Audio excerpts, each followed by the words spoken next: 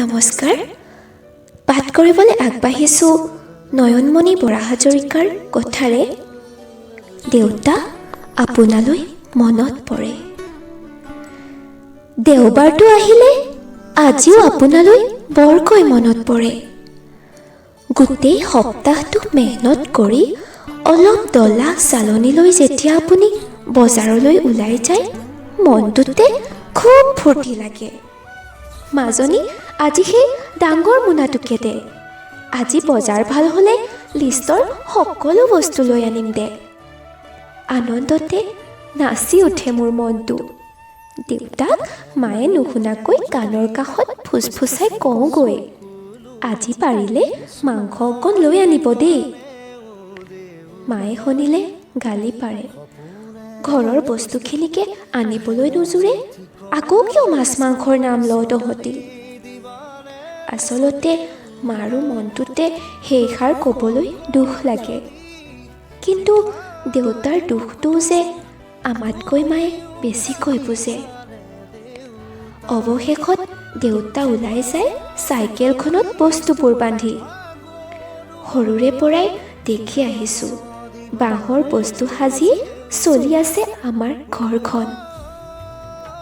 কেতিয়াবা বজাৰ ভাল হ'লে দেউতাৰ চাইকেলৰ হেণ্ডেলত বস্তুৰ 2-3খন মোনা ওলমি আহে। কেতিয়াবা আকৌ সেই বাঁহৰ বস্তুবোৰে তলমূৰ কৰি ঘূৰি আহে। দেউতাই নিজৰ সুখটো বুকুত সামৰি কয়, মাজনী মাংস অহা দেওবাৰে আনিম দে। যিদিনাই দেউতাৰ ভাৰখন গধুৰ হৈ আহে, দেউতাৰ প্ৰফুল্লিত মুখখন দেখি মা আৰু মোৰো মনটো নাচি উঠে। মোনাবোৰ খুচৰি খুচৰি বিচাৰি পাওঁ সেই আশাৰ টোপোলাটো।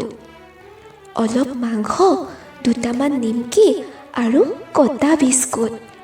উফ, কি যে আনন্দ! লৰালৰিকৈ জুই ধৰি লাল চাহ বাকি খাওঁ চাৰিওটাই। সেইদিনা আকৌ মোৰ ভোকটোও বেছিকৈ লাগে।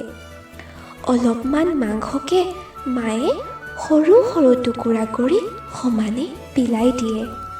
দেউতাৰ বাতিৰ পৰা তাৰে 2টুকুৰামান মোৰ বাতিত পৰে। মাৰ কাঁহীখনো দেউতাই জুপি চায়, কিজানি মালৈ জোৰাই নাই।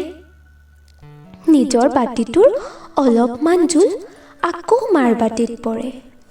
উফ, আনৰ দৰে সদায় মাংস খাবলৈ নাপাওঁ যদিও আমাৰ মৰমবোৰে প্ৰতিদিনে মাংসৰ সোৱাদ দিয়ে।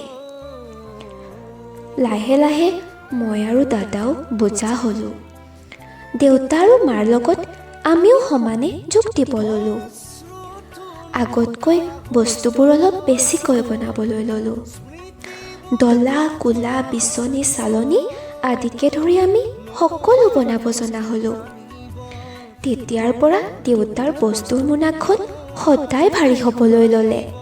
আমাৰ সৰু সৰু আশা সপোনবোৰ যে তাতেই সোমাই আহে।